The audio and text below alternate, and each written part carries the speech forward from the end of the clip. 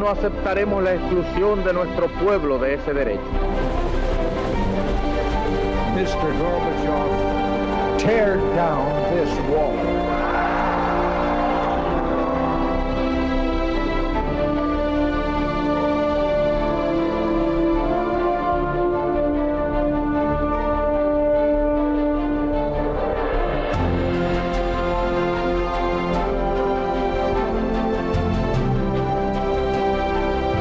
Buenas noches, señoras, caballeros. Si hace 80 años hubiera usted hablado con un abuelo suyo para decirle, por ejemplo, que todo es cuestión de genes o que parece un clon de su hermano o que hay que ver lo que hay en el ADN, su abuelo no habría entendido absolutamente nada. Y sin embargo, hoy son expresiones de uso común. ¿Por qué? Porque uno de los mayores cambios de los últimos 100 años ha sido la aparición, la popularización después de la genética. Ha cambiado nuestra forma de ver el mundo. Es un fenómeno específicamente moderno de unas consecuencias incalculables. De eso hablaremos hoy, pero vamos a empezar por ver cómo comenzó todo. Así. Hoy hablamos de genes con toda naturalidad. La genética forma parte de la cultura cotidiana común, o al menos en Occidente. Sin embargo, hace solo 100 años era un continente apenas explorado. La propia palabra genética acababa de nacer. Muy pocos podían imaginar entonces que estábamos en puertas de una de las mayores revoluciones culturales en la historia humana. Empecemos por el principio. En 1865, el monje agustino Gregor Mendel, con sus pacientes trabajos sobre guisantes, había descubierto el secreto de la herencia, es decir, cómo determinados rasgos se transmiten de generación en generación. El hallazgo cayó en el olvido hasta que los botánicos lo redescubrieron hacia 1900. No era una apuesta meramente científica, sino que tenía implicaciones económicas de primer nivel. Si llegábamos a conocer la conformación genética de las plantas cultivadas, su grado de evolución y su lugar de origen, estaríamos en condiciones de guiar su desarrollo y mejorar los cultivos a voluntad. En 1903 se descubre el papel de los cromosomas. En 1905, el británico William Bateson inventa el término genética. A la altura de 1915, el ruso Nikolai Vavilov ha conseguido reunir la mayor colección mundial de plasma vegetal. En los 10 años siguientes, los descubrimientos avanzan a toda velocidad. Se está descubriendo un nuevo lenguaje de la vida.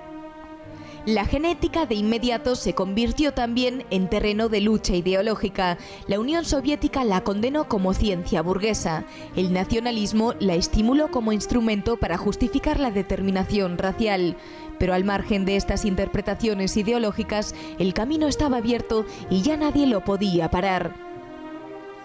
Sucesivamente se descubre la disposición de los genes en los cromosomas, la recombinación, la codificación de proteínas, qué es el ADN y cuál es su estructura, cuántos cromosomas tiene el hombre, cómo es un código genético. A partir de los años 70 empieza a ser posible secuenciar ADN y 20 años después comienza a secuenciarse el genoma humano. En 2003, siglo y medio después de que Mendel comenzara con sus guisantes, los científicos anunciaban la secuencia completa del genoma humano. La revolución no ha terminado, aún continúa. Lo que no ha corrido a la misma velocidad es el pensamiento. ¿Somos realmente capaces de gobernar filosófica y moralmente ese tesoro que tenemos entre las manos? Elena Postigo, muy buenas noches. ¿Somos realmente capaces de gobernar moralmente, filosóficamente, ese tesoro que hemos descubierto? Es una pregunta de un calado, de una profundidad, habría muchísimo que decir. El documental el resumen que habéis hecho de la historia de la genética creo que es magnífico, ¿no? Porque muestra ese recorrido que ha ido muy rápidamente, prácticamente en un siglo, y que no ha conllevado paralelamente un desarrollo del ámbito ético, de la reflexión en torno a las implicaciones que tenía el conocimiento de las bases mismas de la vida humana. De hecho, no es hasta 1970 cuando surge la bioética como una disciplina que intenta preguntarse en torno a todas las cuestiones planteadas por los descubrimientos genéticos. Durante todo ese periodo, desde las primeras políticas eugenésicas, algunas, por cierto, adoptadas antes de que se conociera la genética, por ejemplo, se le llamaron eugenésicas después, pero en fin, hay denuncia, hay crítica, hay defensa también, pero faltaba la base fundamental. Es decir, yo hago una política eugenésica, es decir, que sobrevivan los mejores, teniendo ahora en mi mano el instrumento para que sea así. Y ese instrumento son esos bichitos que acabamos de ver ahí en pantalla, claro. Efectivamente, estamos hablando... La eugenesia ha tenido a lo largo de la historia sucesivas oleadas, ¿no?, basada en los conocimientos científicos de cada época.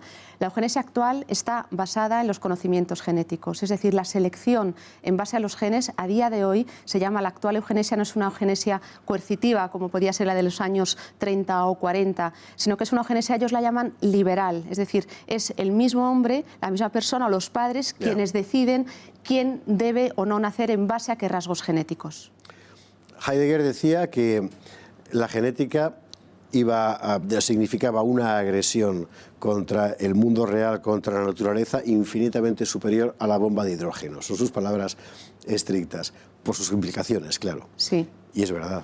Estoy de acuerdo con él, aunque quizás no sería tan negativa. Creo que la genética nos puede proporcionar también instrumentos positivos para comprender las bases también de ciertas enfermedades. Es decir, la genética, tal y como la comprendemos hoy en día, la genómica, plantea la posibilidad de terapias que hace 50 años no se habían planteado, ¿no?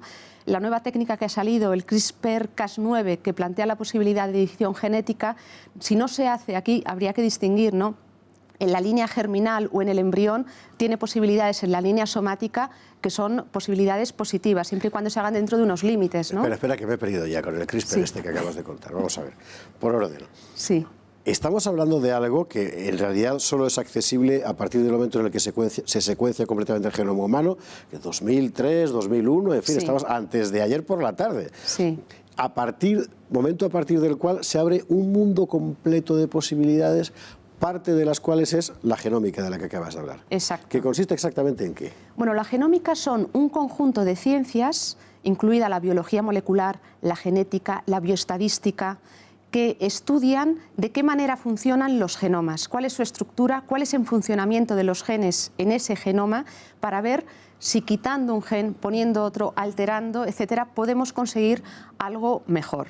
Ahora bien, aquí habría que distinguir, no es lo mismo hablar de plantas, hablar de animales y hablar de humanos. Y no es lo mismo hablar de intervenir en el plano no de las células germinales, es decir, óvulos y espermatozoides, sino hablar de células del resto del organismo. Son cosas muy distintas y la geneterapia va en esos distintos niveles. Entendido. Son cosas muy distintas desde el punto de vista moral, sí, fundamentalmente, exacto, porque hay una vida consciente en potencia o en acto en cualquier caso y en los otros casos no. Bien, ¿y este señor CRISPR de quien me hablabas qué es? Bueno, es una técnica muy reciente, descubierta hace pocos meses, que consiste prácticamente en la edición genética de los genes, es decir, la posibilidad de quitar un gen y hacer que una proteína se exprese o no se exprese, con lo que podríamos, bien utilizado... Inhibir ciertas enfermedades, por ejemplo. Exacto, claro. por ejemplo, ¿no?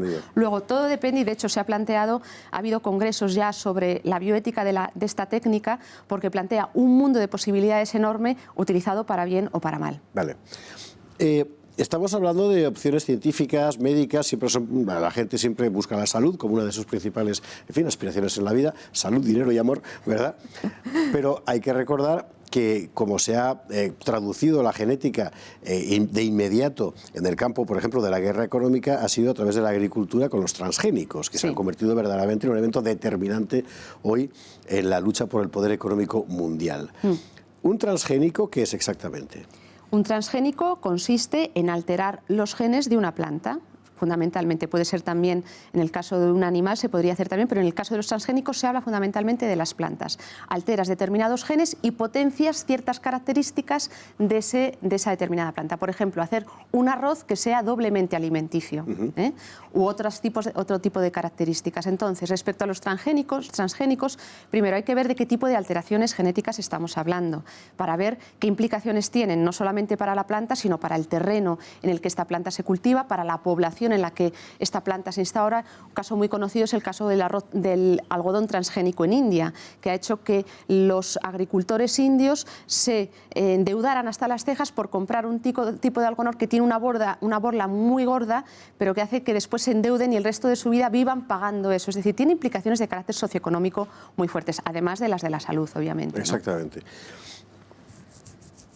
Para llevar a cabo ese tipo de producción, es decir, producir en masa, por ejemplo, semillas transgénicas de ese tipo de algodón o de arroz o de lo que fuere, hace falta una acumulación de capital previa muy importante y un desarrollo tecnológico y científico muy importante en el lugar productor. De tal forma que son los más poderosos quienes al final encuentran en sus manos un recurso para ser todavía más poderosos. Sí. En ese sentido, desde hace mucho tiempo es el ámbito anglosajón y en particular los Estados Unidos los que vienen controlando esa disciplina, y nosotros, europeos, tenemos fundamentalmente muy buenos técnicos y muy buenos científicos, pero iniciativas de carácter, digamos, nacional para entendernos, pocas, porque es muy costoso. Exactamente, o sea, hay detrás todo un mundo y unas potencias económicas muy importantes. Este es uno de los aspectos negativos de los transgénicos, ¿no? Ahora, hay que pensar que también se podrían utilizar bien, es decir, yo no condeno los transgénicos en su conjunto, creo que si bien utilizados, haciendo un uso prudente, responsable, operando, no con estas multinacionales que hacen que muchas veces, digamos, se opere fuera de toda ética, se utilicen bien. Entonces yo no condeno en su conjunto, sino quizás la maquinaria que hay detrás, que en este momento es quien empuja el mercado de los transgénicos. Hoy tenemos delante, en tiempos de relativa paz, un horizonte científico que recuerda mucho al que se le planteó a la comunidad internacional con la fisión nuclear. Exactamente, sí. Con la diferencia de que ahora es posible hablar al oído del que manda sin que sea perentorio utilizarlo ya para ganar una guerra. ¿Están dispuestos a escuchar? Pues te diría que a veces sí, a veces no, depende de a quién hables, y creo que ahí la bioética tiene un papel muy importante. Creo que hay que formar científicos que ellos mismos, es decir, que no sean las políticas que vengan a posteriori, que digan esto se puede o no se debe hacer, sino que el hombre de ciencia crezca con una conciencia ética en torno a lo que es el buen uso de esas técnicas. Es decir, cuando estamos hablando de este siglo, estamos hablando de clonación, de fecundación in vitro, estamos hablando de híbridos, estamos hablando de un poder tecnológico brutal en torno a la vida y en específico a la vida humana. Y creo que es necesario un plus de conciencia moral y de preparación de los científicos en torno a estas cuestiones. Sin embargo, la formación científica en general se caracteriza porque aquello de que no hay ciencia sin conciencia es mentira. Es decir, hay fundamentalmente ciencia y la conciencia, bueno, ya protestarán otros. Estoy completamente de acuerdo. Hoy en día asistimos a una visión tecnicista, cientifista. La formación de nuestros estudiantes en el ámbito de las ciencias es como por un tubo, ¿no? A veces pierden de vista todo lo que es el hombre, toda la dimensión humanística del ser humano. Y creo que ahí hay que hacer toda una labor, digamos, formativa, divulgativa, de darnos cuenta, tomar conciencia de que es muy importante que el científico no se focalice solamente en una visión reduccionista, una mirada reduccionista en torno al hombre, sino que abra la mirada para contemplarlo en todas sus dimensiones, ¿no? Elena Postigo, muchísimas gracias. Gracias a vosotros, ha sido un enorme placer. Bueno, esto es historia viva, es decir, esto empezó hacia 1865, se quedó dormido, resucitó a principios del siglo XX. Desde entonces, en muy poco tiempo, ha corrido al mismo tiempo que usted. La genética ha corrido al mismo tiempo que nosotros crecíamos y entraba en nuestras vidas. Hoy podemos tener conciencia de que existe en nuestras manos un instrumento extraordinario para hacer el bien y para hacer el mal más letal que se pueda imaginar. Por eso hemos traído hoy aquí a un bioético y no a un genético, porque esa es la verdadera apuesta histórica de este descubrimiento. Elena, muchísimas gracias. Gracias a ti. Y a ustedes, como siempre, muy buenas noches. Gracias por estar ahí y hasta mañana.